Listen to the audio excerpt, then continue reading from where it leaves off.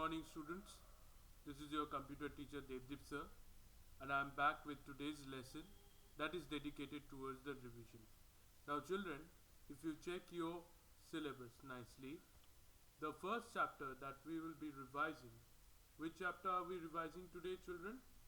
We are revising a particular chapter, that is, what is the name of that particular chapter that we'll be revising, children?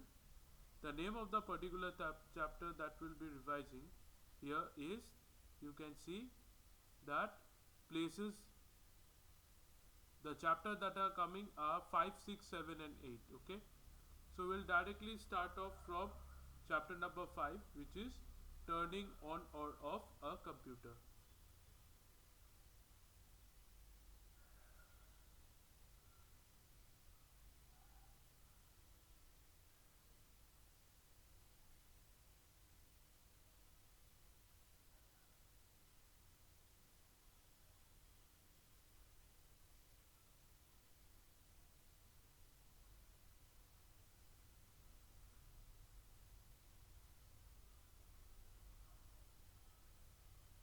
So this is it, chapter number 5, turning on or off a computer.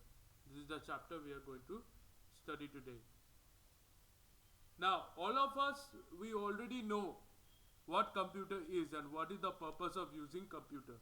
But today, first of all, I would like to ask you, children, tell me honestly, what do you think? How does the computer operate? Does the computer need internet to work? So what will be your answer? The answer is yes. Computer runs on electricity. So computer needs internet to work. Okay. So if we understand this particular concept, we also have to understand one more important thing. And what is that particular important thing that we need to understand? That computer, although it is running on electricity, we need to first power it on. So that is all about. That means power on means you have to click on the power on button. So what are steps to turn on a desktop computer? See, step number 1, what we will do? We will first have to click on the electronic switch from the electric board. Okay? We will have to click on the electronic switch of the electric board. So first switch on, and then this particular box that you will be finding in the computer lab or in your home, what is this called? This is called the UPS, the uninterrupted power supply. What we will do with this? We are going to turn on the UPS, and what we will do here is, if we do not turn on the UPS, what happens? The power supply is always fluctuating. Sometimes what happens, suppose if there is a power cut, electricity is not there, what will happen? We will not be able to turn on the computer if the backup power is not there. So therefore, it is very important that we turn on the computer with the help of UPS. Secondly, what we will do is switch on the power button of the CPU. Yes, power button of the CPU needs to be switched on because there is an on and off button, and with the help of this on and off button, basically we are able to control the CPU.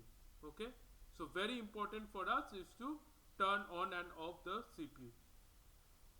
And finally, if suppose your CPU is on, it is running, you will see the green light or blue light of the CPU is on. Finally, we will switch on the monitor with the on off switch. Okay, so is it clear? Let us study the step again. What we will do, step number 1, turn on the electronic switch. Step 2, power on the UPS by clicking on, by pressing on the on button. Then in CPU, we will press on the power button. See, this is the power button of the CPU. See the position where I am having my hand cursor here. Okay, this is the power button. Okay, and then again you will find the power button here for the monitor. You have to switch on the monitor. So is it clear, children? Please go through page number 32 and 33 and revise. Okay, that will be all for today in your revision. Thank you.